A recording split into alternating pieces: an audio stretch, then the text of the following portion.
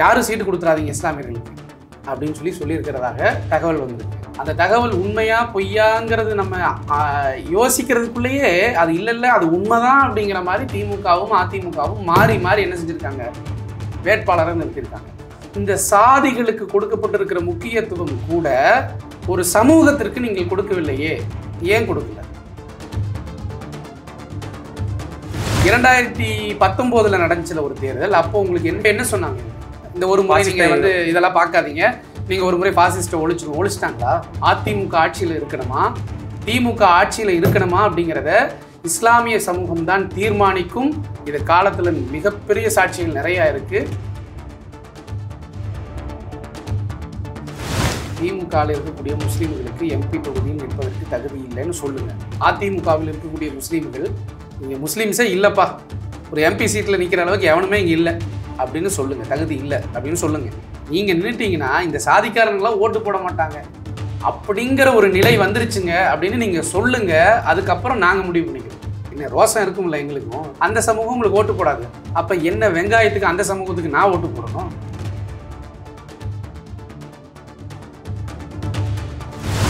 நெவரஸ் தமிழ் நேயர்களுக்கு அன்பு வணக்கங்கள். நான் உங்கள் தண்டோரா தமிழன் ஜஸ்டின்.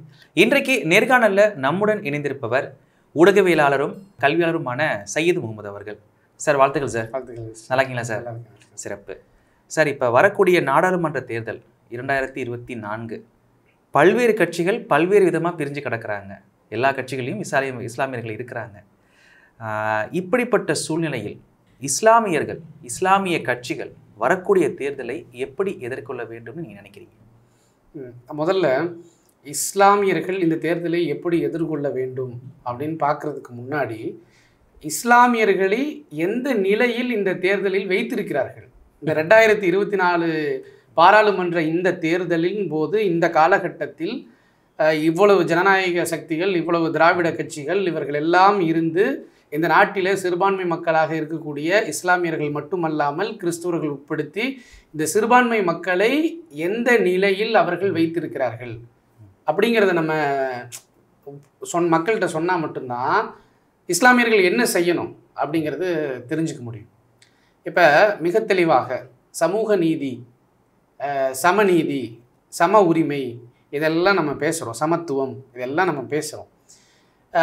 திராவிட கட்சிகளுடைய கொள்கை என்னன்னு பார்த்தீங்கன்னா சமநீதி, சமத்துவம், சமூக நீதி இதுவெல்லாம் அவருடைய தாரக மந்திரம். நாங்கள் அதுக்கு தான் நாங்கள் ஆட்சியில் இருக்கிறோம் அப்படின்னு சொல்லிக்கிறாங்க. ஆனால் இன்றைக்கு வரையிலும் இஸ்லாமியர்களை அவர்கள் அரசியலால் ஒடுக்கி தான் வைத்திருக்கிறார்கள் அப்படிங்கிறது இந்த பாராளுமன்ற தேர்தல் மட்டுமல்ல, இதற்கு முன்னால் நடந்த தேர்தலும் அதற்கு சாட்சி. இஸ்லாமியர்களை ஒடுக்கி வைத்திருக்கிறார்கள், கிறிஸ்துவர்களை ஒடுக்கி வைத்திருக்கிறார்கள், தாழ்த்தப்பட்டவர்களை ஒடுக்கி வைத்திருக்கிறார்கள். நீங்களெல்லாம் அரசியலுக்கு தகுதியற்றவர்கள், நீங்கள் அரசியல் செய்யக்கூடாது, கப்பு சிப்புன்னு நாங்கள் சொல்கிறத கேட்டுக்கிட்டு நாங்கள் என்ன சொல்கிறோமோ அதை நீங்கள் செய்யணும். இல்லை, அது எந்த அடிப்படையில் சொல்கிறீங்க? ஏன்னா எல்லா கட்சிகள்லையும் இஸ்லாமியர்கள் இருக்கிறாங்க, சீட்டும் கொடுக்குறாங்க, அங்கங்கே நிற்கிறாங்க. நீங்கள் எந்த அடிப்படையில்? இல்லை, அதுதான் நான் சொல்கிறேன். இப்போ நீங்கள் 2024 பாராளுமன்ற தேர்தலினுடைய 2 கட்சிகளை எடுத்துக்கிறோம், திமுக, அதிமுக, அல்லது இன்னொரு கூட்டணி பாஜக. இப்போ பாஜகவை நீங்கள் விட்டுருங்க. பாஜக இந்த நாட்டுக்கு எதிரானதுன்னு எல்லாருமே முடிவு பண்ணிட்டோம், அதில் மாற்றுக்கிறது இல்லை. சரி, திமுக இருக்குது, அதிமுக இருக்குது, இந்த 2 கட்சியும் இருக்குது. இந்த 2 கட்சியில் யார் இஸ்லாமியருக்கு வாய்ப்பு கொடுத்தான்னு சொல்லுங்கள். ஏன் சார் இப்போ நவாஸ் கனி கொடுத்துருக்குறாங்க, அங்கிட்ட அதிமுகவில் யாருக்கும் கொடுக்கலன்னு சொல்கிறீங்க, நெல்லை முபாரக் கொடுத்துருக்குறாங்க திண்டுக்கல்ல. ஆமாம். இப்போ நான் என்ன கேட்குறேன்னா, இவங்க 2 பேரும் இஸ்லாமியர்களுடைய பிரதிநிதி இல்லை? அப்படி இல்லை. இல்லை, இஸ்லாமிய அமைப்புகளுக்கு கூட்டணி கட்சியாக ஒரு சீட்டை ஒதுக்கியிருக்காங்க. இந்த கூட்டணி கட்சியாக ஒரு சீட்டை ஒதுக்கி கொடுத்துருக்காங்களோ தவிர திமுகவில் இருக்கக்கூடிய இஸ்லாமியர்களுக்கு சீட்டு கிடைக்கப்பட்டுதா? ஒன்று. அதிமுகவில் இருக்கக்கூடிய முஸ்லீம்கள் எத்தனையோ லட்சக்கணக்கான தொண்டர்கள் அதிமுகவில் இருக்காங்க, லட்சக்கணக்கான தொண்டர்கள் திமுகவில் இருக்காங்க. இவங்களில் ஒரு முஸ்லீம் கூட உங்களுக்கு தகுதியானவங்களா தெரியலையா? இல்லை, இங்கிட்டு சீட்டு கேட்குறீங்க, சீட்டு கொடுத்ததுக்கப்புறமும் இந்த மாதிரி குறை சொல்கிறீங்க. இங்கே பாருங்க, இஸ்லாமிய அமைப்புகள் கொடுத்தது தள்ளி வச்சுருங்க. சரி, அது நிர்பந்தம். அவங்க கொடுத்து ஏதோ ஒரு பிஸ்கெட் போடுற மாதிரி போட்டு போயிடுறாங்கன்னே வச்சுக்குவோமே. நான் கேட்குறது என்னென்னா, நீங்கள் உட்கட்சி ஜனநாயகம்னு ஒன்று இருக்குது. உங்கள் உள்கட்சிக்குள்ள ஜனநாயகம் பேணப்படுகிறதா? பல லட்சக்கணக்கான மக்கள் இருக்கிறாங்க. லட்சக்கணக்கான தொண்டர்கள் உங்கள் கட்சியில் இஸ்லாமியர்கள் இருக்கிறாங்க. நீங்கள் எந்த இஸ்லாமியரும் 2024 பாராளுமன்றத்தில் போய் அங்கு பேசுவதற்கு உங்களுக்கு தகுதி இல்லை அப்படின்னு நீங்கள் முடிவு பண்ணிட்டீங்களா அப்படிங்கிறத நான் கேட்குறேன். நீங்கள் ஏன் இஸ்லாமியர்கள் தனியாகவும் கட்சிகள் தனியாகவும் பிரிக்கிறீங்க? ஆமாம், அப்படி தானே அவங்க கட்சி நடத்துகிறாங்க. அவங்க எப்படி கட்சி நடத்துகிறாங்க? சாதிகள் வாரியாக மாவட்ட செயலாளர் போடுறது இல்லையா? சாதிகள் வாரியாக MP தொகுதிக்கு சீட்டு கொடுக்கலையா? சாதி வாரியாக பார்த்து கொடுத்துருக்காங்களா, இல்லை சும்மா கட்சியில் இருக்கிற எல்லாத்துக்கும் சீட்டு கொடுத்துட்டாங்களா? அடிமட்ட தொண்டனுக்கெல்லாம் சீட்டு கொடுத்துட்டாங்களா? எந்த எண்ணிக்கையில் இருக்கிறாங்களோ அதன் அடிப்படையில் தான் அவங்க இடம் ஒதுக்கிடும். இப்போ நீங்கள் சொல்கிறது எப்படின்னா, எங்கே மக்கள் அதிகமாக இருக்காங்களோ ஆமாம், அங்கே அந்த மக்கள் சிறுபான்மை மக்களுடைய எண்ணிக்கைக்கும் பெரும்பான்மை மக்கள் வித்தியாசம் இருக்குல்ல. நான் சொல்லிடுறேன். அப்போ எதுக்கு சிறுபான்மை மக்கள் இருக்கிறாங்க? அதான் நான் சொல்கிறேன். அதாவது எந்த தொகுதியில் எந்த சமூகம் அதிகமாக இருக்கிறதோ அப்படி அதில் ஒரு வேட்பாளர் நிறுத்தினா தானே ஜெயிக்க முடியும் அப்படிங்கிறத நீங்கள் கேட்குறீங்க. அப்படியும் எடுத்துக்கலாம், நான் பொதுவாகவும் எடுத்துக்கலாம். சரி, அப்போ நான் ஒரு கேள்வியை முன்வைக்கிறேன். நீங்கள் கொடுத்த சீட்டில் 3 கவுண்டர்களுக்கு கொடுத்துருக்கீங்க, 3 வன்னியர்களுக்கு கொடுத்துருக்கீங்க, 3 நாடார்களுக்கு கொடுத்துருக்கீங்க. இந்த மாதிரி ஒவ்வொரு சாதிகளுக்கும் நீங்கள் சீட்டு கொடுத்துருக்கீங்க. ஒவ்வொரு சாதியில் இருக்கக்கூடிய தலைவர்களுக்கு நீங்கள் சீட்டை கொடுக்குறீங்க. இப்போ நான் என்ன கேட்குறேன், இந்த சாதிகளை விட இந்த சமூகம் குறைந்து விட்டதா? இல்லை, அரசியல் வேறு எப்படி நடத்தும்? நீங்கள் என்ன சொன்னீங்க, இந்த தொகுதியில் அந்த தொகுதியில் இவங்க நின்னா தான் கரெக்டாக இருக்கும், இந்த தொகுதியில் இந்த சாதி நின்னா தான் கரெக்டாக இருக்கும், இந்த பக்கம் சேலம் கொங்கு நாடுனா கவுண்டர் நின்னா தான் கரெக்டாக இருக்கும், அந்த சைடு அப்படின்னா வன்னியர்கள் நின்னா சரியாக இருக்கும், இந்த சைடு நாடார்கள் நின்னா சரியாக இருக்கும்னு நீங்கள் சொல்கிறீங்க இல்லையா? ஆமாம். அப்போ நான் என்ன கேட்குறேன்னா, இந்த சாதிகளுக்கு கொடுக்கப்பட்டிருக்கிற முக்கியத்துவம் கூட ஒரு சமூகத்திற்கு நீங்கள் கொடுக்கவில்லையே, ஏன் கொடுக்கல? சரி, நான் ஒரு கேள்வி கேட்குறேன். அப்போ எங்கள் சமூகம் வந்து நீங்கள் வெளிப்படையாக அறிவிங்க என்னென்னா, நீங்கள் நின்னா ஜெயிக்க மாட்டீங்க, நீங்கள் நின்னா ஜெயிக்க மாட்டீங்க, நீங்கள் நின்னா மக்கள் ஓட்டு போட மாட்டாங்க, நீங்கள் இஸ்லாமியராக இருக்கிறீங்க பாய், நீங்கள் போய் இந்த தொகுதியில் நின்னீங்கன்னா அந்த சாதிக்காரங்களாம் உனக்கு ஓட்டு போட மாட்டான் பாய், அதனால் நீங்கள் தோற்று போயிடுவீங்க பாய், நீங்கள் தோற்று போனீங்கன்னா வீணாக ஒரு சீட்டு வீணாக போயிடும் பாய், நாங்கள் ஜெயிச்சுக்கிறோம் பாய், நாங்கள் போய் என்ன செய்கிறோம் உங்களுக்காக குரல் கொடுக்குறோம் பாய் அப்படிங்கிறது தான் அவங்களுடைய ஸ்ட்ராட்டஜி. இன்னைக்கு இப்படி தான் சொல்கிறாங்க. திமுக பேச்சாளர் சொன்னது எனக்கு தெரியும், டிவி இன்டர்வியூவில் பேசியிருக்காங்க. கொடுத்தா நீங்கன்னா ஜெயிக்கவா போகிறீங்க? நான் என்ன கேள்வி கேட்குறேன் அப்படின்னா, இஸ்லாமியர்கள் இந்த தொகுதியில் நிறுத்தினால் அங்கே இவர்களெல்லாம் ஓட்டு போட மாட்டார்கள் என்ற ஒரு சிந்தனை இருக்கு இல்லையா, அது ஒரு மிக கேவலமான சிந்தனை.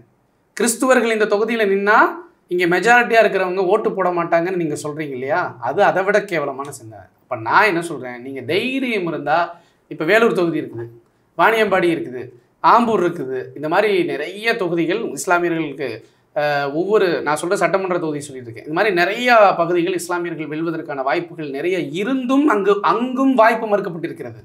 அங்கே எதுக்கு சார் கதிரானந்துக்கு சீட்டு? இஸ்லாமியர்கள் அதிகமாக இருக்கக்கூடிய ஓட்டை வாங்கி தானே துரைமுருகன் ஜெயிக்கிறாரு, கதிரானந்த் ஜெயிக்கிறாங்க.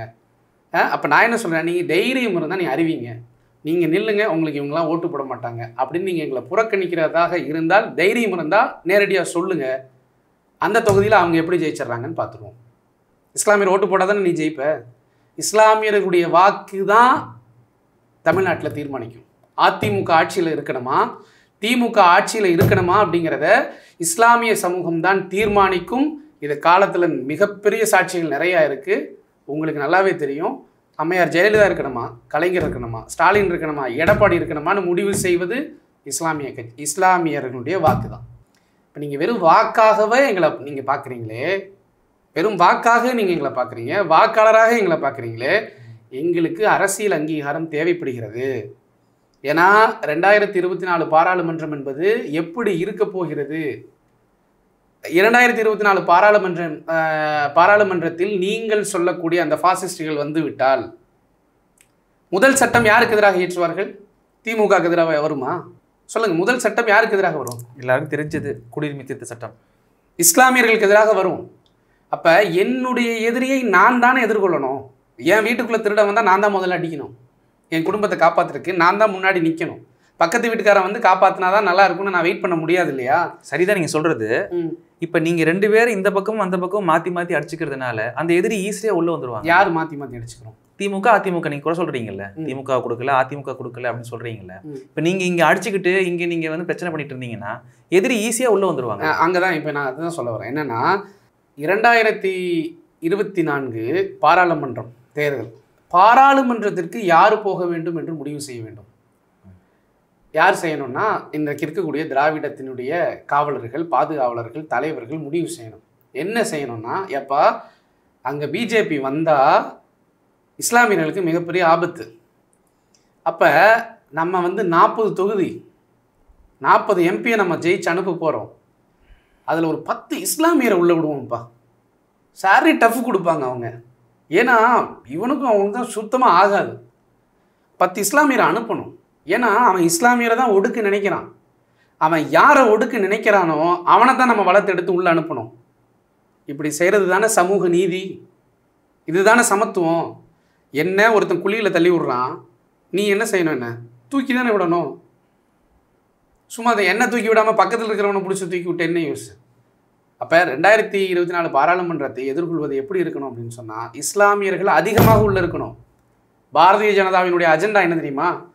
இஸ்லாமியர்களுடைய எண்ணிக்கையை ஒன்றும் இல்லாமல் பண்ணணும். அதாவது எம்பியுடைய எண்ணிக்கையை ஒன்றும் இல்லாமல் பண்ணணும். சில பேர் சொல்லிக்கிறாங்க மறைமுகமாக சுற்றறிக்கை வந்ததாக அதை காத்து வாக்கில் பேசுகிற மாதிரி சொல்கிறாங்க. எந்த அளவுக்கு உண்மைன்னு தெரியல. என்னென்னா, யாரும் சீட்டு கொடுத்துறாதீங்க இஸ்லாமியர்களுக்கு அப்படின்னு சொல்லியிருக்கிறதாக தகவல் வந்திருக்கு. அந்த தகவல் உண்மையா பொய்யாங்கிறது நம்ம யோசிக்கிறதுக்குள்ளேயே அது இல்லை அது உண்மைதான் அப்படிங்கிற மாதிரி திமுகவும் அதிமுகவும் மாறி மாறி என்ன செஞ்சுருக்காங்க, வேட்பாளரை நிறுத்தியிருக்காங்க. ஜஸ்டின், ஒரே கேள்வி தான், தகுதி இருக்கா இல்லையா? பதில் சொல்லுங்கள். தகுதி இருக்குது உங்களுக்கு அப்படின்னா ஏன் கொடுக்கல? ஏன் கொடுக்கலன்னா அதுக்கு ஒரு காரணத்தை சொல்லு. ஏன் கொடுக்கல? என்ன, நீங்கள் இங்கே நின்னா தோற்றுருவீங்க. ஏன் தோற்றுருவோம்? அந்த சமூகம் உங்களுக்கு ஓட்டு போடாது. அப்போ என்ன வெங்காயத்துக்கு அந்த சமூகத்துக்கு நான் ஓட்டு போடணும்? நியாயமா இல்லையா நான் கேட்குறது? நியாயம் தான் சார். பட் ஆனால் நிதர்சனமான அரசியல் அப்படி இல்லை. சமூக நீதி பேசுகிற எல்லா கட்சிகளும் இந்த ஜாதின்ற விஷயத்தில் அதற்கு ஏற்றால் போல தான் செயல்பட்டு ஆகணும். நீங்கள் சொல்கிறது பிரகாரம் தான் இந்த இதை நடக்கும். அப்படி இருக்கிறப்ப நீங்கள் எப்படி மாற்ற முடியும்? சரி, நீங்கள் ஓகே, இப்போ இந்த சீட்டுகளில் எத்தனை கொடுத்துருக்கலாம் நீங்க சொல்றீங்க? கட்சியில இல்ல, நான் எத்தனை கொடுத்துருக்கலாம்? இல்ல அரசியல் எப்படிப்பட்டதாக இருக்க வேண்டும் முதல்ல நீங்க தெரிஞ்சுக்கங்க. அரசியல் எப்படிப்பட்டதாக இருக்க வேண்டும்? ஒரு அரசியலினுடைய உரிமை என்ன? அரசியலுடைய தாத்பரியம் என்ன? அரசியல்னா என்ன? மனித சமூகத்தை காப்பது, தாழ்த்தப்பட்டவர்களை உயர்த்துவது, பிற்படுத்தப்பட்டவர்களை முன்னேற்றுவது, இதுதான அரசியல். சமூகம், சமூகத்தில் சமநீதி, சம உரிமை, சமத்துவம், இதையெல்லாம் விதைப்பதற்குத்தான் அரசியல் இருக்கிறது. இப்போ இந்த அரசியல் எப்படிப்பட்டதாக இருக்கணும் அப்படின்னு நான் நினைக்கிறேன் அப்படின்னா, ஆம்பூர் தொகுதி முஸ்லீம்கள் அதிகமாக இருக்கிறாங்க, அங்கே கொண்டு போய் ஒரு கவுண்டர் நிப்பாட்டி அங்கே ஜெயிக்கணும் கவுண்டர். கோவை முஸ்லீம் அதிகமாக இருக்காங்க, அங்கே இன்னொருத்தர் வேறு சமூகத்தை சார்ந்தவர் வன்னியர் வந்து நின்று ஜெயிக்கணும். இப்படி இருந்தால் இதுதான் சரியான அரசியல். அதே மாதிரி இன்னொரு இடம் இருக்குது, அங்கே வன்னியர்கள் தான் அதிகமாக இருக்காங்க, அங்கே கொண்டு போய் ஒரு இஸ்லாமியரை நிப்பாட்டினா அங்கே இஸ்லாமியரை ஜெயிக்கணும். இதுதான் மனித நேயம், இதுதான் சமத்துவம், இதுதான் சரியான அரசியல். ஆனால் இன்றைக்கு அரசியலை எப்படி மாற்றி வைத்திருக்கிறார்கள்? எப்படி மாற்றிருக்காங்க? கொங்குனா கவுண்டர், பொள்ளாச்சியில் பர்டிகுலராக சட்டமன்றம்னா செட்டியார், தருமபுரியா வன்னியர், திருநெல்வேலியா நாடார், தூத்துக்குடியா கரெக்ட், இப்படி எல்லா இடத்து பரமக்குடியா மதுரையா, இப்படி எல்லாத்துக்கும் நீங்கள் சாதி வச்சுருக்கீங்களே. அந்த சாதிக்காரங்களுக்கு வாக்கு கொடுக்கல, அந்த சாதிக்காரங்களுக்கு சீட்டு கொடுக்கல அப்படின்னா அவங்க நம்மளை புறக்கணிச்சிருவாங்கன்னு உங்களுக்கு பயம் இருக்கு. அப்போ ஏன் எங்களுடைய சமூகத்தை ஒரு சாதியினுடைய அளவுக்கு கூட நீங்கள் மதிக்கலை? அதை விட 2 மடங்கு 3 மடங்கு அதிகமாகல நாங்கள் இருக்கிறோம். சமூகமாக நீங்கள் சொல்கிற மாதிரிலாம் செஞ்சால் அடுத்து அந்த கட்சி இருக்குமான்றது எந்த கட்சியாக இருந்தாலும் என்ன செஞ்சா நீங்கள் சொல்ல வர்றீங்க? நீங்கள் என்ன சொல்கிறீங்கன்னா, தொகுதியில் பெரும்பான்மைக்கு மாத்தி நிப்பாட்டுங்கன்னு சொல்றீங்க. சாதியை ஒடுக்கிட்டு, சாதியே இல்லாம மாத்தி நிப்பாட்டுங்க அப்படி மட்டும் சொல்ல. அதுதான் சரியான அரசியல். என்ன அரசியல்னா, இங்க பாருங்க, இப்ப விசிகா இருக்குன்னா அவங்களுக்கு தனி தொகுதி.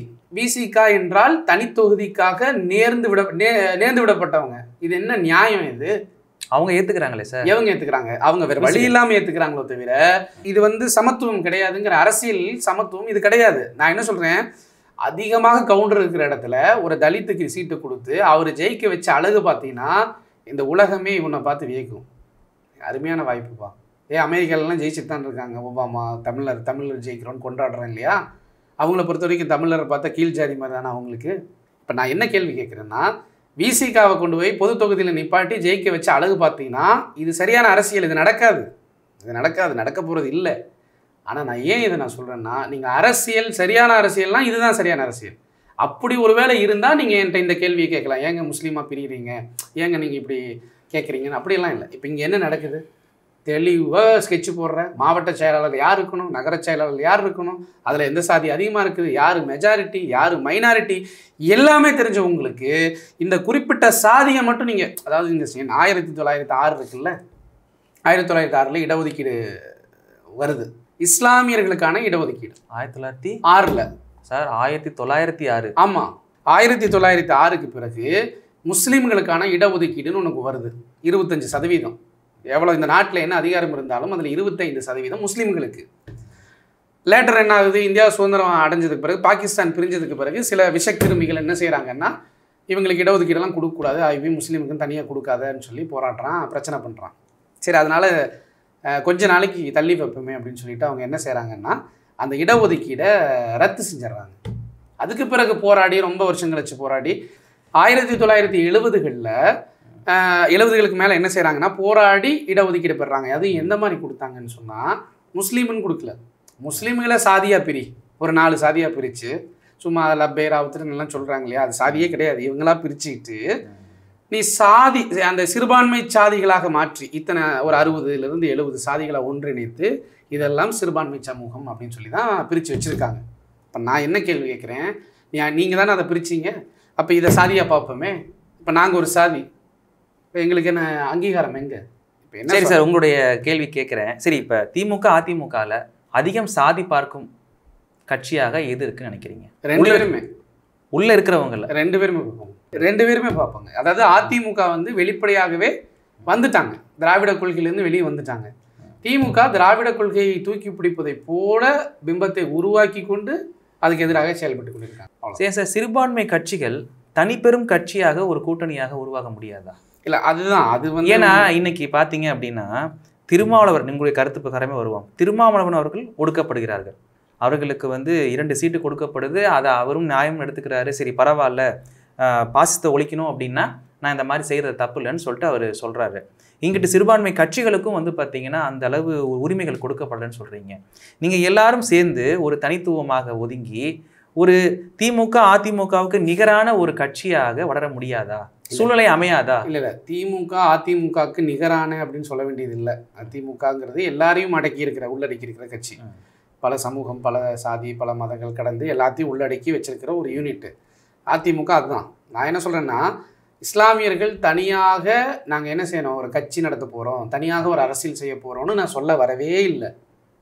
நான் திமுகக்குள்ளே தான் இருப்பேன், நான் அதிமுகக்குள்ளே தான் இருப்பேன்.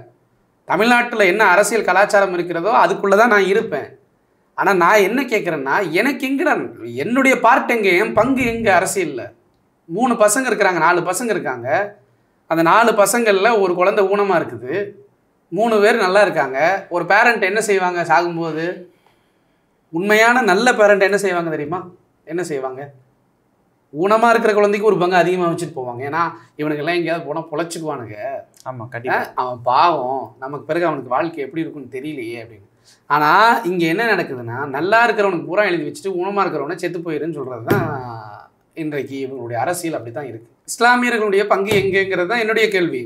கொங்கு நாடு தெரியுது உங்களுக்கு, கொங்கு பெல்ட்டில் கவுண்டருக்கு கொடுத்துருக்கீங்களா இல்லையா சீட்டு? உங்கள் கட்சியில் இருந்தனால கொடுத்துருக்கீங்க, வன்னியர்களுக்கு கொடுத்துருக்கீங்க, நாடார்களுக்கு கொடுத்துருக்கீங்க, எல்லா சாதிகளுக்கும் சீட்டை வாரி வழங்கியிருக்கீங்க. இஸ்லாமியர்களுடைய பங்கு எங்கே? இந்த கேள்விக்கு பதில் சொல்லுங்கள் யாராவது ஒருத்தர். நான் கேட்கறது சரியா தப்பான்னு நீங்க சொல்றது சரிதான் சார். அதிமுக பேச்சுல இத்தனை பேர் பேசுறாங்கல்ல சார், இஸ்லாமியருடைய பங்கு எங்க சார்? இதை கேட்டா அடுத்த கட்சியில் இருக்க மாட்டாங்கல்ல. யாரு கேட்கறவங்க? இல்ல வேணாம், ஒதுக்கி விட்டுரு. நீங்க வந்து வெளிப்படையா சொல்லுங்க, இஸ்லாமியோட ஓட்டும் தேவையில்லை, நீயும் தேவையில்லைன்னு சொல்லுங்க, பாத்துக்கலாம். நீங்க எப்படி ஜெயிக்கிறீங்க நாங்களும் பாக்குறோம். சரி, இப்ப இதனால என்ன நல்லது நடந்துன்னு நினைக்கிறீங்க? எதனால? இப்ப நீங்க உங்களுக்கு 2 விஷயங்கள். 2024 பாராளுமன்ற தேர்தல் ஆபத்தாக இருக்கிறது, பாசிசம் வந்துவிடும், அதனால நாங்க போய் எதிர்க்க போறோம், நீங்க எல்லாம் கப்பு சிப்புன்னு பேசாம இந்த தடவை ஒடுங்கிருந்து எங்களுக்கு ஓட்டு போடுங்க இப்படிங்கிறத சொல்றாங்க. கரெக்டு தானே? இதனால தான் நாங்கள் என்ன செய்கிறோம், சீட்டு எங்களுக்கு முக்கியம் இல்லை, நாங்கள் வந்து உங்களுக்கு சேர்ந்துடுறோம். 2-3 கட்சி போய் இலவசமாக ஆதரவு கொடுத்தாச்சா இல்லையா? ஆமாம். இந்தியா கூட்டணி தான் ஜெயிக்கணும், அதில் மாற்றுக்கிறது யாருக்குமே இல்லை. இந்தியா கூட்டணி தான் ஜெயிக்கணும். ஓகே, ஃபாசிசம் வீழணும், இந்தியா கூட்டணி ஜெயிக்கணும். அந்த அடிப்படையில் தார்மீகமாக இலவச ஆதரவை கொடுத்தாச்சு. இது இவங்களுடைய பெருந்தன்மை, வேறு வழி இல்லாமல் கொடுக்கறக்கூடிய பெருந்தன்மை. ஆனால் நான் என்ன கேட்குறேன்னா, 2019 நடந்துச்சுல ஒரு தேர்தல், அப்போ உங்களுக்கு என்ன, அப்போ என்ன சொன்னாங்க இவங்க? இதே தான் சொன்னாங்க. என்ன சொன்னாங்க? இந்த ஒரு முறை நீங்கள் வந்து இதெல்லாம் பார்க்காதீங்க, நீங்கள் ஒரு முறை பாசிஸ்ட்டை ஒழிச்சிட்டாங்களா? போன முறை இதே வாக்குறுதியை கொடுத்து நீங்கள் எங்களை வந்து இந்த முறை ஆதரவு கொடுங்கன்னு சொல்லி ஒட்டுமொத்தமாக ஜமாத்தாக எல்லாரும் சேர்ந்து எல்லாரும் ஆதரவு கொடுத்து உங்களை ஜெயிக்க வச்சோம். நீங்கள் ஜெயிச்சிங்க, நீங்கள் காப்பாற்றிட்டீங்களா? பாசிஸ்ட்டை ஒழிச்சிட்டிங்களா? நீங்கள் நான் என்ன சொல்கிறேன்னா, உங்கள்கிட்ட நான் சொல்லக்கூடிய விஷயம், உங்களை விட நாங்கள் பாசிஸ்ட்டை நல்லா ஒழிப்போம், எங்கள் ஒரு 10 கேண்டிடேட்டை உள்ளே விடுங்கன்னு நான் சொல்கிறேன். சட்டமன்றத்தில் நீங்கள் வச்சுக்கோங்க. நீங்கள் தமிழ்நாட்டில் உங்களுடைய ஆட்சி தானே நடக்க போகுது. ஒன்று ஸ்டாலினோடது இருக்க போது, இல்லை எடப்பாடியோடது இருக்க போது. உங்கள் மேலே எங்களுக்கு ரொம்ப நம்பிக்கை இருக்குது, நீங்கள் எங்களை நல்லா பார்த்துக்குவீங்க, எங்களுக்கு பிரச்சனை இல்லை. பாராளுமன்றத்துக்குள்ளே எங்களை உள்ளே விடுங்க. நீங்கள் எல்லாம் ஓட்டு போட்டு எங்களை உள்ளே விடுங்க. முஸ்லீமையும் கிறிஸ்டினையும் உள்ளே விடுங்கன்னு நான் சொல்கிறேன். அல்லது நல்ல சமூக நீதி பாதுகாக்கக்கூடிய, மத நல்லிணக்கம் பேணக்கூடிய இந்துக்கள் 3 பேர்த்தையும் சேர்த்து உள்ளே விடுங்க. விசிகா தாழ்த்தப்பட்ட சமூகத்தை உள்ளே விடுங்க அதிகமாக. எங்களுக்கு எதிரி யாரு? அவங்களுக்கு எதிரி யாரு? நீங்கள் எங்களை தான் அனுப்பணும். நீங்கள் ஒரு நல்ல பேட்ஸ்மேன் கிரிக்கெட்டில் விளையாட போகிறாங்க, பவுலரை யார் தேர்வு செய்வான்? நல்ல பவுலரை தானே தேர்வு செய்வான். ஐயோ இவர் பயங்கரமாக அடிப்பார், தோனிப்பா இவர், ஒரு சச்சின் பயங்கரமாக விளையாடுவார், அடிச்சு பவுண்டரியை பறக்க விட்டுருவார். அப்போ இருக்கிறதுலே நல்ல பவுலரை கொண்டு வா. இவருக்கு ஸ்பின்னா, ஆமாம் இவருக்கு ஸ்பின்னை போட்டால் தான் இவருக்கு சரியாகும். இவருக்கு யாக்கர் போடணுமா, இவருக்கு இப்படி தான் போடணும். இவ்வளவு விஷயம் ஒரு கிரிக்கெட்டுக்குள்ளே இருக்கும்போது டைரெக்டாக எங்களுடைய எதிரி அவன் வந்தவுடனே எங்களை தான் அழிக்க போகிறான். முஸ்லீமையும் கிறிஸ்டியனையும் தலித்துகளையும் தான் அழிக்க போகிறான். அப்போ நாங்கள் என்ன செய்யணும்? நாங்கள் தானே அப்போ பாராளுமன்றத்தில் குரல் கொடுக்கணும், குரல் எழுப்பணும். நான் சொல்கிறது தப்பாக இருந்தால் எனக்கு திரும்ப உடனே சொல்லுங்கிறேன். நான் சார் தப்பு இல்லை, பட் ஆனால் வந்து நிதர்சனமான உண்மையை அப்படி ஏற்றுக்கொள்ளும்படியாக இல்லை ஏற்றுக்கொள்ள. ஏன்னா இல்லைன்னா இதற்கு ஆதரவாக இஸ்லாமியர்களே இருக்கிறாங்கல்ல. இல்லை அது வந்து மக்கள் வந்து இப்போ எல்லாரும் அறிவாளின்னு சொல்லிட முடியாது, எல்லாரும் முட்டாள்னு சொல்லிட முடியாது. கட்சியில் இருக்கக்கூடியவர்கள் இல்லை மக்கள்ங்கிறது பப்ளிக். இந்த பப்ளிக்ங்கிறது பொது புத்தின்னு சொல்லுவோம். பொது புத்தி எப்படி இருக்கும்னா, ஒரு நாள் இப்போ பாண்டிச்சேரியில் இஷ்யூ நடந்துச்சு. எல்லாரும் என்ன பண்ணாங்க? அந்த பிள்ளைக்காக போராட்டம் நடத்தினாங்க, ஜஸ்டிஸ் ஃபார் ஆர்த்தின்னு கேட்டாங்க. இன்றைக்கி என்ன பண்ணிட்டு இருக்காங்க அதே பாண்டிச்சேரியில்? எத்தனை நாள் ஆச்சு? நீதி கிடச்சிருச்சா? ஏன் வீட்டில் போய் நீங்களாம் தூங்குனீங்க? இப்போ பொது புத்தி என்பது இங்கே உள்ள நபர்களால் செட் பண்ணுறாங்க. இன்டெலெக்சுவல்ஸ் என்ன செய்கிறாங்கன்னா, மீடியா மூலமாக இனி இதை பற்றி மட்டும் பேசுங்க சார், இப்படியெல்லாம் கொண்டு வாங்க. இப்போ நீங்கள் என்ன ஃபார்முலாவை கையில் எடுத்துருக்கீங்க? பாரதிய ஜனதா வந்துடும், அதனால் நீங்கள் என்ன செய்யக்கூடாது, நீங்களாம் களத்தில் நிற்காதீங்க, நாங்கள் பார்த்துக்குறோம். நான் என்ன கேட்குறேன், பாரதிய ஜனதாவை எதிர்க்கிறதுக்கு எங்களுக்கு துணிச்சல் இல்லையா? இல்லை நாங்கள் எதாவது மறைமுகமாக கூட்டு வைக்க போகிறோமா பாரதிய ஜனதா கூட இஸ்லாமியர்கள்? இதெல்லாம் நடந்துடுமா? இல்லை எங்களுக்கு தகுதி இல்லையா? இதுதான் என்னுடைய கேள்வி. நியாயமாக பார்த்தா நீங்கள் தலித்துகளையும் கிறிஸ்துவர்களையும் இஸ்லாமியர்களையும் தமிழ்நாட்டிலிருந்து 20 பேர்த்தை அனுப்புகிறோன்னு சொல்லி நீங்கள் அனுப்பி வச்சு பாருங்கள். நீங்கள் தான் உண்மையான யார்? திராவிடர்கள், உண்மையான தலைவர்கள். இல்லைன்னா நீங்களாம் குள்ளநரின்னு நான் சொல்லுவேன். சரி, இப்போ இந்த தேர்தலில் இது நடந்துட்டுருக்குது ஒரு பக்கம் இருக்கட்டும், இஸ்லாமிய கட்சிகள் கூட்டணி வச்சுருக்கிறாங்க. இன்றைக்கு அதிமுக வெளியே வந்ததுனால எஸ்டிபிஐ அவங்க கூட இருக்கிறாங்க. எங்கிட்ட ஆஸ் யூஷுவல் இருக்கிறவங்க இந்தியன் யூனியன் முஸ்லீம் லீக் அவங்களும் இருக்கிறாங்க, தமுக மதிய மக்கள் கட்சி அவங்களுமே இருக்கிறாங்க. இப்போ நேரடி போட்டியாக இங்கே அமையுது. அதாவது இஸ்லாமியர்களுக்கும் இஸ்லாமிய கட்சிகளும் 2 கட்சிகளும் மோதிக்கொள்கிறாங்க. இவங்க 2 பேரும் எதிரி யாருன்னா பாஜக. இப்போ இவங்க நேரடியாக மோதுகிற இடத்துல பாஜக வலுவான ஒரு கேண்டிடேட்டு, ஏன்னா கூட்டணி பார்த்தீங்கன்னா பாமக கூட வச்சுருக்குறாங்க, சில பேர் கூட வச்சுருக்குறாங்க. அப்போ இதனுடைய ஓட்டுக்கள் பிரிவதற்கு வாய்ப்பு அதிகம் இருக்குல்ல? இல்லை, அதாவது பாஜக வந்து அந்த கூட்டணின்னு ஒரு அந்த அந்த அந்த இனிஷியல் வந்துட்டாலே தமிழ்நாட்டில் முடிஞ்சு வச்சு, அது யார் கூட கூட்டணி போட்டு வந்தாலும் ஒன்றும் பண்ண முடியாது, அது வாய்ப்பு இல்லை, அதை விட்டுருவோம். ஆனால் நீங்கள் சொன்னீங்க இல்லையா, நேரடியாக மோதிக்கொள்ளக்கூடிய களம், அது வாய்ப்பு குறைவு. இந்த தடவை அப்படி இருக்கிறதுக்கு வாய்ப்பு இல்லை. ஏன்னா தொகுதிகள் வேற வேற தான் இருக்கு. சும்மா வந்து அந்த வேட்பாளர் நேரடியாக இல்ல சார், வேட்பாளர் இல்ல, அரசியலாக இப்போ ஒண்ணு இல்ல சார், பிரச்சாரத்துல மோதிக்கிறாங்க. நான் சொல்றேன், நான் என்ன நினைச்சேன்னா, நான் ஒரு ஆசை, எனக்கு என்ன ஆசை, விசிகால இந்த தடவை ஒரு 3 சீட்டு கிடைச்சிடும். அவரு அதை எதிர்பார்த்தாரு. நான் நினைச்சேன் 2 தனி தொகுதி, ஒரு பொது தொகுதி கிடைச்சிடும், 3 MP ஜெயிச்சிடுவாங்க. ரைட். அடுத்து மனிதநேய மக்கள் கட்சிக்கு ஒன்று கிடைச்சிடும். திமுக கூட்டணியில் கண்டிப்பாக இந்த தடவை கிடைக்கும் அப்படின்னு எதிர்பார்த்தேன். IUMLக்கு கிடச்சிருச்சு, ஏற்கனவே சிட்டிங்க, இருந்தாலும் கிடச்சிடும் திரும்ப. அப்போ இங்கே 2. SDPIக்கு அதிமுக கூட்டணியில் 1 அல்லது 2 ஏதாவது ஒன்று கிடைக்கணும். அடுத்து நம்ம மாஜகவுக்கு வந்து ஒரு சீட்டு அதிமுக கூட்டணியிலோ ஏதாவது ஒன்றில் கிடைச்சோமோ நான் நினச்சது சொல்கிறேன், என்னுடைய ஆசை. அதுக்கப்புறம் கிறிஸ்டியன்ஸ் ஒரு 2 பேருக்கு ஒரு சீட்டு. இப்படி பார்க்கும்போது ஒரு 10 சீட்டு திமுகவில் இருக்கக்கூடிய யாராவது ஒரு முஸ்லீமுக்கு ஒரு சீட்டு, அதிமுகவில் இருக்கக்கூடிய யாராவது ஒரு முஸ்லீமுக்கு ஒரு சீட்டு. அன்வர் ராஜாலாம் இருந்தாங்க இல்லையா, ஆமாம், யாரோ ஒருத்தருக்கு கிடைச்சிடும். அப்போ 10 சீட்டு இந்த முறை அங்கங்கே தனித்தனியாக தான் நிற்பாங்க. இப்போ எஸ்டிபி இப்போ திண்டுக்கல்ல நிற்கிற மாதிரி மனிதநேய மக்கள் கட்சிக்கு வேறு எங்கேயா கொடுத்துருப்பாங்க, ஐயுஎம்எலுக்கு வேறு எங்கேயா கொடுத்துருப்பாங்க, இதெல்லாம் எங்கேயா கொடுத்துருப்பாங்க. அப்போ என்ன செய்யலாம்? இந்த இடத்துல திமுகவா அதிமுகவான்னு பார்க்க வேண்டாம். எனக்கு நமக்கு ரெண்டுமே ஒன்று தான். திமுகவா அதிமுகவான்னு பிரித்து பார்க்க வேண்டாம். எல்லாம் நம்ம நம்ம நம்ம தோஸ்துக்கு தான். ஆனால் நம்ம என்ன செய்யணும்? இந்த 10 கேண்டிடேட்டை ஜெயிக்க வைக்கணும். 10 கேண்டிடேட்டை நம்ம ஜெயிக்க வைக்கணும். அல்லது இதற்கு முன்னால் எம்பியாக இருந்து யாராவது ஒருவர் நல்ல இது பண்ணிட்டு இருந்திருப்பாங்கல்ல, நல்ல சர்வீஸ் இருந்தாங்கன்னா அவங்க. இப்போ இவங்களையெல்லாம் தேர்வு செஞ்சு எப்படியாவது பாராளுமன்றத்துக்கு அனுப்பிடலாம். திடீர்னு ஒரு 5 எம்பி முஸ்லீமாக போயிடுவாங்க, 3 தலித்துகள் போயிடுவாங்க, 2 கிறிஸ்துவல் போயிடுவாங்க கண்டிப்பாக அப்படின்னு நான் நினச்சிட்டு இருந்தேன். நடந்தால் நல்லா இருக்குமேன்னு நினச்சேன். அதுக்கு தகுந்த மாதிரி ஏங்க மனிதநேய மக்கள் கட்சிக்கு சீட்டு கொடுக்கலாம்ல. எவ்வளோ பெரிய கட்சி அது, எந்த வகையில் குறைஞ்சி போச்சு, எவ்வளோ பெரிய கட்சி. நீங்கள் நல்லா பாருங்கள், திமுக கூட்டணியில் சீட்டு கொடுத்துருக்காங்க. அதில் பிரதானமான கட்சி பார்த்திங்கன்னா மனிதநேய மக்கள் கட்சி. அவங்களுக்கு சீட்டு கொடுக்கல, பாஜகவுக்கு சீட்டு கொடுக்கல. ஸோ இதெல்லாம் நான் என்னவாக நான் சொல்ல வரேன்னா, இவங்கெல்லாம் எடுத்த முடிவு தவறுன்னு நான் சொல்ல மாட்டேன், சரிதான். ஆனால் இது தொடர்ந்தால் இல்லை, இப்போவே நம்ம அரசியல் அங்கீகாரத்தை இழந்து கொண்டு வருகிறோம்.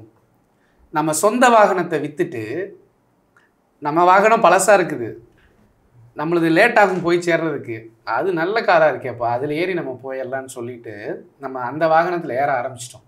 அந்த வாகனத்தினுடைய ஓனர் எப்போ நம்ம செருப்பு கழட்டி அடித்து இறக்கி விடுவான்னு தெரியாது, நடுக்காட்டில் தான் நிற்கணும். ஆனால் நம்மளுடைய வாகனம் பழசோ ஓட்டையோ உடசலோ ஆனால் என்ன செஞ்சுருவோம், கொஞ்சம் தாமதமாக போனாலும் போக வேண்டிய இடத்துக்கு போய் சேர்ந்துருவோம். அப்போ அரசியல் அங்கீகாரம் என்பது இன்றைக்கி சரியாயிரும், 2024 மட்டும் பொறுத்துக்கோ, 2019 மட்டும் கொஞ்சம் பொறுத்துக்கோ, ஒன்றும் மாறாது. பாசிசத்தை எதிர்ப்பதற்கு இன்னும் ஒரு படி மேலே மனிதநேய மக்கள் கட்சியும் பாஜகவும் எஸ்டிபிஐயும் திமுகவினுடைய முஸ்லீம் எம்பிக்களும் தான் அதிகமாக வீழ்த்துவாங்க இவங்களை எல்லாத்த விடவே. உறுதியாக சொல்கிறேன் நான். புரியுது சார், நீங்கள் சொல்கிறீங்க, ரைட், ஓகே. அதிகமாக வீழ்த்துவார்கள், போராடுவார்கள், ஒரு பக்கம் இருக்கு. அப்போ பாசிசத்தை வீழ்த்துறது தான் உங்கள் குறிக்கோள்னா நீங்கள் இதைத்தானே செய்யணும். சரி, அதே இது அப்படியே அவங்க ஆங்கிலேருந்து யோசித்து பாருங்களேன். நான் ஒரு கட்சி வச்சிருக்கிறேன், நீங்கள் ஒரு கட்சி வச்சிருக்கிறீங்க. நேரடியாக பாஜக வந்து இஸ்லாமியர்கள் மீது தாக்குதல் நடத்துகிறது, மறைமுகமாக நடத்துகிறது. கட்சியில் இருக்கிற வேட்பாளர் கூறியர்கள், கட்சியில் இருக்கிற முஸ்லீம்ஸ்களை வந்து பார்த்தீங்கன்னா குறை சொல்கிறது, பேர் சொல்லி நான் குறிப்பிட விரும்பலை. ஒவ்வொரு கட்சியும் இருக்கிற இஸ்லாமியர்கள் வந்து பார்த்தீங்கன்னா இவங்க மேலே இவ்வளோ குற்றம் இருக்குது, அது இருக்குன்னு ஒரு நேஷ்னல் அந்த ஒரு அஜெண்டாவை கிரியேட் பண்ணுறாங்கன்னு சொல்கிறாங்க. அப்படி ஒரு வேளை இவர்கள் தேர்ந்தெடுத்து அனுப்பிச்ச கேண்டிடேட்ஸ் அவங்க ஜெயிச்சு வர சமயத்தில் பின்னால் இந்த மாதிரியான பிரச்சனைகளுக்கெல்லாம் உள்ளாகுது அப்படின்னா இந்த கட்சிக்கு மிகப்பெரிய ஒரு இடராக இருக்கும். அதனால் இவர்களை அவாய்ட் பண்ணுறேன்ற மாதிரி அவங்க பண்ணியிருக்கலாம்ல. அப்படியெல்லாம் கிடையாது. அவாய்ட் பண்ணுறேங்கிறது தான் உண்மை. அவாய்ட் பண்ணுறவங்களை காப்பாற்றுறதுக்காக அவாய்ட் பண்ணுறேங்கிறதெல்லாம் கிடையாது. அதைத்தான் நான் சொல்கிறேன். நீங்கள் என்னென்ன பூச்சாண்டி காமிக்கிறீங்களோ காமிங்க. ஆனால் நான் என்ன கேள்வி, என் கேள்விக்கு சரியாக பதில் சொல்லுங்கள். 2 கேள்வி தான். ஒன்று, திமுகவில் இருக்கக்கூடிய முஸ்லீம்களுக்கு எம்பி தொகுதியில் நிற்பதற்கு தகுதி இல்லைன்னு சொல்லுங்கள். 1. அதிமுகவில் இருக்கக்கூடிய முஸ்லீம்கள் இங்கே முஸ்லீம்ஸே இல்லைப்பா, ஒரு எம்பி சீட்டில் நிற்கிற அளவுக்கு எவனுமே இங்கே இல்லை அப்படின்னு சொல்லுங்கள், தகுதி இல்லை அப்படின்னு சொல்லுங்கள். 2, தகுதியெல்லாம் இருக்குது, ஆனால் நீங்கள் நின்னா இவன் ஓட்டு போட மாட்டான், நீங்கள் நின்றுட்டீங்கன்னா இந்த சாதிக்காரங்களாம் ஓட்டு போட மாட்டாங்க அப்படிங்கிற ஒரு நிலை வந்துருச்சுங்க அப்படின்னு நீங்கள் சொல்லுங்கள். அதுக்கப்புறம் நாங்கள் முடிவு பண்ணிக்கிறோம். என்ன ரோசம் இருக்கும்ல எங்களுக்கும், சொல்லுங்க ஜஸ்டின். நாங்கள் என்ன கண்டிப்பா சார் 2ஆம் தர குடிமக்களா? இல்லை இந்த நாட்டுக்கு எங்களுக்கு சம்பந்தம் இல்லையா? எத்தனை உயிர்களை கொடுத்துட்டு எத்தனை சொத்துக்களை வாரி வழங்கிட்டு இன்னுமே வாரி வழங்கி கொண்டு இருக்கிறாங்க இந்த நாட்டுக்காக. நான் என்ன கேட்குறேன், அதுக்கப்புறம் முடிவு பண்ணிக்குவோம். நீங்களாம் எப்படி ஜெயிச்சிடுறீங்கன்னு நம்ம வேணும்னே அது முடிவு பண்ணலாம். அதுக்கான திட்டங்கள் எல்லாம் இருக்குது நிறையா. சார், இப்போ எல்லாரும் பேசும்போது இஸ்லாமிய கட்சிகள் பாஜக ஆப்போசிட்டு, பாஜக வீழ்த்தணும், பாஜகவை வந்து திருப்பி வரவிடாமல் பண்ணணும், இதை நோக்கியே போயிட்டே இருக்கிறோமே, ஏன் அடுத்து மக்கள் நலன் சார்ந்து சிறுபான்மை மக்கள், இஸ்லாமிய மக்கள் அந்த பக்கம் ஏன் வந்து கவனம் செலுத்தாத மாதிரி இருக்கு? நான் என்ன கேட்குறேன், மக்கள் நலன்னா என்ன? மக்கள் நலன்னா அவர்களுக்கு நல்லது செய்ய, மக்களை காப்பாற்றுறது. கண்டிப்பாக மக்களுக்கு தேவையானது கொடுக்கறது, மக்களுக்கு சுமையை கொடுக்காமல் இருக்கிறது, வரி பிடுங்காமல் இருக்கிறது, கேஸுங்கிற விலையை ஏற்றாமல், பெட்ரோல் விலையை ஏற்றாமல், ஸ்டேட் பேங்க்கில் 500 ரூபாயை பிடுங்காமல் இருக்கிறது. ஸ்டேட் பேங்க்கில் மினிமம் பேலன்ஸ் 500 ரூபா இருந்துச்சுன்னா அதுலேருந்து மைனஸை போட்டு பெனால்ட்டியை போட்டு அவன் எங்கேயோ 10 லட்சம் கோடிகள் ஆட்டையை போட்டு திருடுறது. ஸோ இது எல்லாமே வந்து மக்கள் நலனுக்கு எதிரானது. அங்கங்கே கொலைகள் நடக்கிறது, கலவரங்கள் நடப்பது, மணிப்பூரில் நடந்தது, இது எல்லாமே மக்கள் நலனுக்கு எதிரானது தானே. இதையெல்லாம் செஞ்சது யார் அப்படின்னு பார்க்கும்போது யாரோ அவங்கள ஒழிக்கிறது தான் நம்மளுடைய வேலையாக இருக்கும். அப்போ யாரை ஒழிச்சால் மக்கள் நலன் சரியாக இருக்குமோ அவங்கள ஒழிக்கணும். அப்போ தான் மக்கள் நலன் சரியாக அமையும். சரி, வேறு எந்தெந்த மாதிரியான மாற்றங்கள் வரும்னு நினைக்கிறீங்க? குறிப்பாக தமிழ்நாட்டில் மாற்றம் வர மாதிரி தெரியலையே, பயங்கர மைனஸால் போயிட்டுருக்கு. சரி சார், எனக்கு இப்போ நம்மலாம் பேசுகிறோம், இஸ்லாமிய மக்கள்லாம் பேசுகிறோம், உண்மையிலே இஸ்லாமிய மக்கள் எந்த அளவு சிந்திக்கிறாங்கன்னு நீங்கள் நினச்சிருக்கீங்களா? மேலே இஸ்லாமிய கட்சிகள் இருக்கிறாங்க, எங்கிட்ட பாஜக இருக்குது, சாதாரண மக்கள் இஸ்லாமிய கட்சி இல்லை மக்களுடைய பார்வையில் நான் சொல்கிறேன். இப்போ நம்மளுக்காக இஸ்லாமிய கட்சிகள்லாம் பேசிகிட்டு இருக்கிறாங்க, பாஜக எதிராக இருக்குது, ஸோ அடுத்து என்ன பண்ணால் நல்லா இருக்கணும் இப்படின்ற ஒரு கருத்து பரவலாக இருக்கும். இஸ்லாமிய மக்கள் என்பவங்க ரொம்ப யதார்த்தமான சூழ்நிலையில் இருக்கக்கூடியவங்க. அவங்களுடைய வாழ்வியலே அப்படி தான் இருக்கும். எல்லாருக்குமே ஏதாவது ஒன்று கேட்டோன்னா அவசரமாக கேட்டோம்னா கொடுத்துருவாங்க தூக்கி, நமக்கே இல்லாட்டி பரவாயில்ல வச்சுக்கோங்க. அப்படி தூக்கி கொடுத்து இப்போ கடைசியில் என்னாச்சுன்னா, ஐயா உங்களுக்கு சீட்டு கிடையாது, பரவாயில்ல உங்களுக்கு ஓட்டு தானே வச்சுக்கோங்க, ஆதரவு தானே வச்சுக்கோங்க அப்படிங்கிற நிலைமைக்கு ஆயிட்டாங்க. இது மிகப்பெரிய ஒரு ஆபத்தை சந்திக்கும். நான் ஏற்கனவே சொன்னேன், அரசியல் அங்கீகாரம் என்பது நம்ம கட்டாயம் தேவைப்படக்கூடியது. அதுவும் நம்ம போய் சொல்லணும், இங்கே பாருங்கள் எங்களுக்கு வந்து 2024 மிகப்பெரிய சேலஞ்ச் இருக்குது, அவன் வந்துட்டானா எனக்கு சிஏஏ சட்டத்தை கொண்டு வந்துடுவான், அவன் வந்துட்டானா இதெல்லாம் பண்ணிடுவான், நாங்கள் போய் உட்காரணும், அதனால் எங்களுக்கு வழி விடுங்க தயவு செஞ்சு, சட்டமன்றத்தில் நீங்கள் என்னமோ பண்ணிட்டு போங்க, உங்கள் மேலே நம்புகிறோம், லோக்கலில் இருக்கிற எல்லாத்தையும் நிப்பாட்டிக்கிங்க, பிரச்சனை இல்லை, பாராளுமன்றத்துக்கு எங்களை அனுப்புங்க அப்படின்னு உரிமையோடு போய் கேட்கணும். பிச்சை கேட்குற இடத்துல இருந்தால் நம்ம எப்படி உரிமையோடு கேட்க முடியும்? இப்போ பிச்சை தான் கேட்குறாங்கன்றீங்களா? இல்லை, அந்த நிலைமைக்கு ஆகலை, ஆனால் அந்த நிலைமைக்கு ஆன மாதிரி நம்மள்கிட்ட அப்படி சொல்லி வச்சுருக்குறாங்க. நீங்கள் வலுவிலேருந்து ரொம்ப ஒரு மோசமான விளிம்பு நிலையில் நீங்கள்லாம் இருக்கிறீங்க, உங்களை நாங்கள் தான் காப்பாற்றணும்னு. அதெல்லாம் கிடையாது. ஒரு பழமொழி ஒன்று சொல்லுவாங்க, எனக்கு மலையாளம் தெரியாது, பட் அது ரொம்ப பிடிச்சனால கொஞ்சம் மனப்பாடம் பண்ணி வச்சுருந்தேன். என்னென்னா, யாருக்கேனும் வேடியெங்கில் என்னை சுற்றி கிடக்கான் அப்படின்னு சொல்லுவாங்க.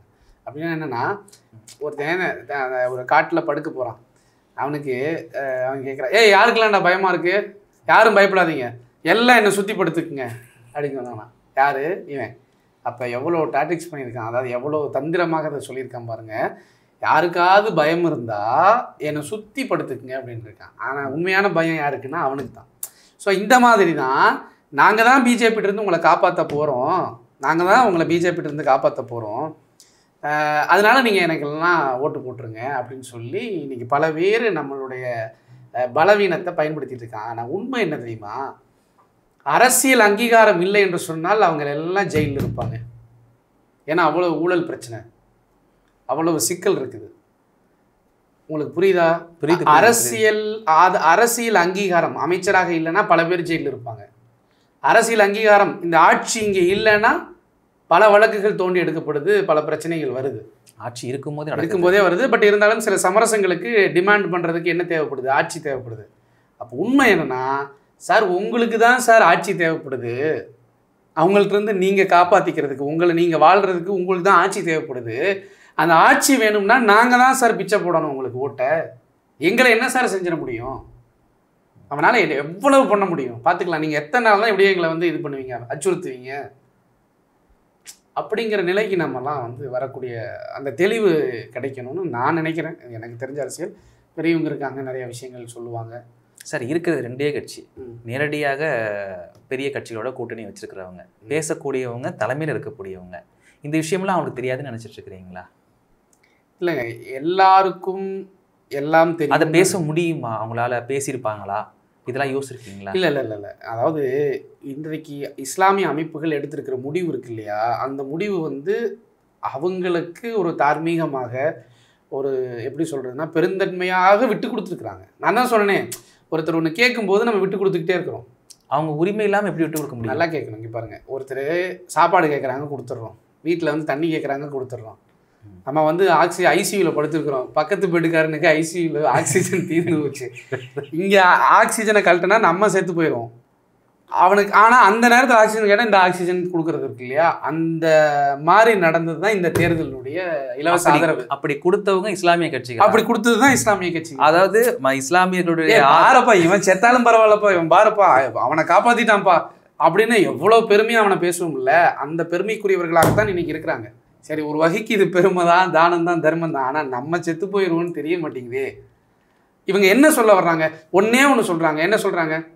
ஃபாசிசம் வந்துடும். சார் அதைத்தான் நானும் சொல்கிறேன், ஃபாசிசம் வந்துடும். நான் போகிறேன் பாராளுமன்றத்துக்கு, உங்களை விட நான் சூப்பராக எதிர்ப்பேன் அவனை அப்படின்னு ஏன் சார் சொல்ல மாட்டேறீங்க? உரிமையோடு கேளுங்க. இல்லைன்னா இவர்கிட்ட சண்டை போடுங்க. ஒரு வீட்டில் சொத்து பாகம் அண்ணன் தம்பி சண்டை போட்டுக்கிட்டே இருப்பாங்க. எல்லா வீட்லேயும் அதே பிரச்சனை தான்.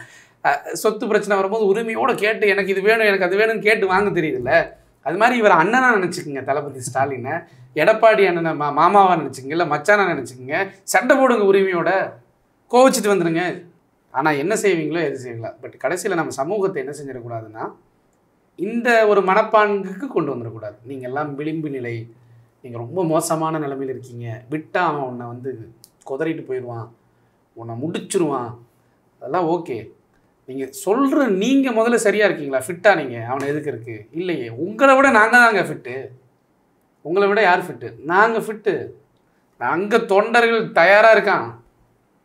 கண் அசைச்சா இஸ்லாமிய தலைவர்கள் அமைப்புகள் இப்படின்னு ஒரு சொடுக்கு போட்டால் போதும், போராட்டமா வீட்டை விட்டுட்டு வந்து லட்சக்கணக்கில் போராடுறதுக்கு தயாராக இருக்கான்.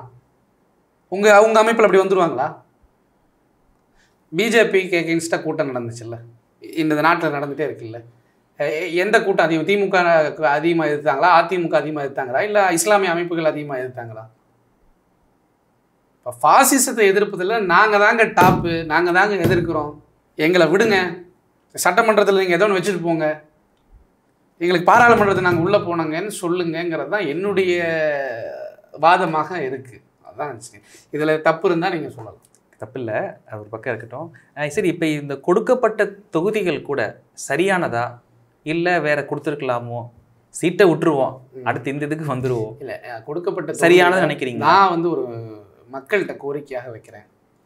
இஸ்லாமிய வேட்பாளர்கள், கிறிஸ்துவர்கள், தலித்துகள் இவர்களெல்லாம் நிற்கக்கூடிய தொகுதியில் தயவு செஞ்சு அவங்கள வெற்றியடைய செய்யுங்க. திமுகவும் அதிமுகவும் தப்பு பண்ணிருச்சு, அந்த தப்பை மக்களாகிய நீங்கள் பண்ணாதீங்க. தமிழக மக்கள்கிட்ட நான் கோரிக்கையாக வைக்கிறேன், அந்த தப்பை நீங்கள் பண்ணாதீங்க.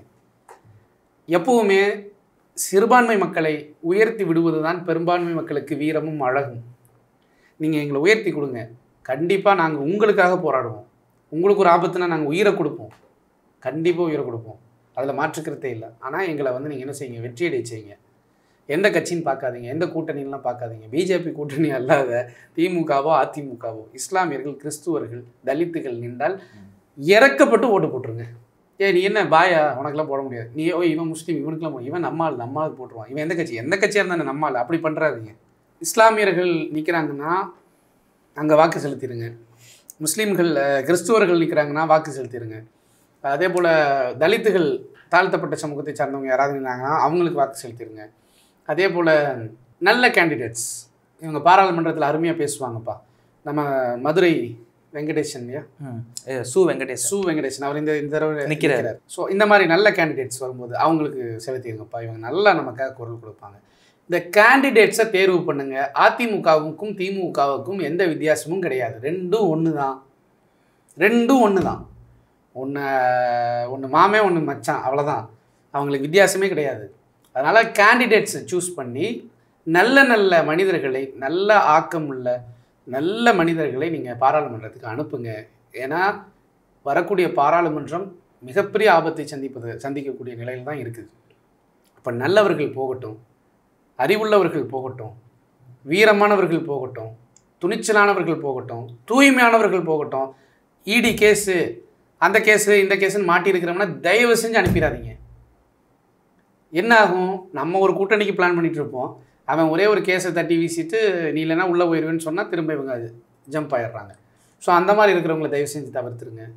வாரிசு வேட்பாளராக தவிர்த்துருங்க, ஏன்னா கேஸ் இருக்கும். அப்போ நான் என்ன சொல்ல வரேன்னா, நல்ல வேட்பாளராக உங்கள் தொகுதியிலன்னு முதல்ல பண்ணுங்கள். அவர் எந்த கட்சியில் இருக்கிறாருன்னு பாருங்கள். பார்த்துட்டு இந்த 2 கட்சிகளுக்கு மட்டும் நான் இதை சொல்கிறேன், ஜஸ்டின் திமுக அதிமுகவுக்கு மட்டும் சொல்கிறேன். ஏன்னா இவங்க 2 பேரும் ஒரே சிந்தனை, ஒரே கொள்கை, ஒரே திராவிட அமைப்பு, எல்லாமே ஒன்று தான்.